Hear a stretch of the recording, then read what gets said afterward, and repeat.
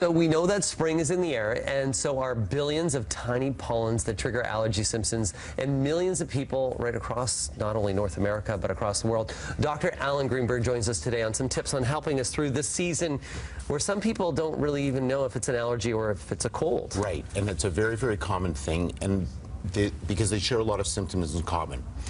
Stuffy nose, cough, sometimes sore eyes, or itchy eyes or red eyes. But the two things that are key are, one is seasonality. There's certain people that know that I get a cold this time every year.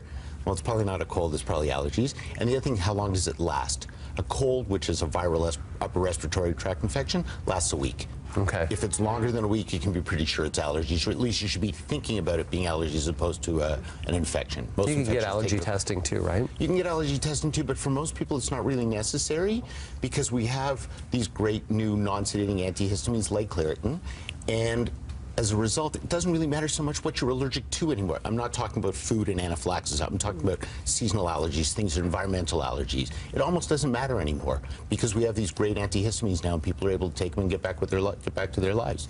So right now we have pollen counts that are up in maple, pollen, many different trees, including birch. How do they affect the humans? Like, why are they triggering? So pollen counts are and you would know this, for people that have allergies, pollen counts are like as scary as wind chill factor.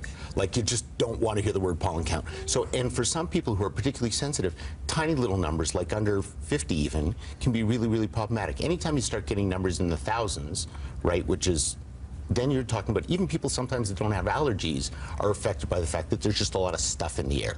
But the more pollen there is, the more likely your body is to react to it. And when your body reacts to it, that's the way it reacts. It creates this reaction. Sorry, I keep saying react, but where you get runny nose, you get a sore throat, you get a scratchy throat, sometimes you get eye stuff as well. So how do we clean it up? Now, what can we do inside the home? I see you have air purification, I guess? Well, the first thing is, because it's me and because I'm here, I have to say stop smoking. Right. Right, because a lot of people smoke, and smoke is one of those things. And the other thing I'd like to say, but I can't, is if you're allergic to cats, just saying. I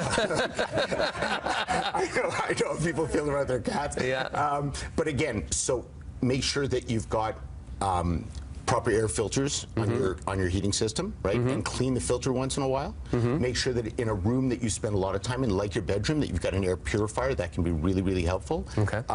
Keeping your sheets clean, for example, if if you've got dust allergies, that's a really important thing. If you've got a vacuum cleaner, make sure it's got a HEPA filter on it.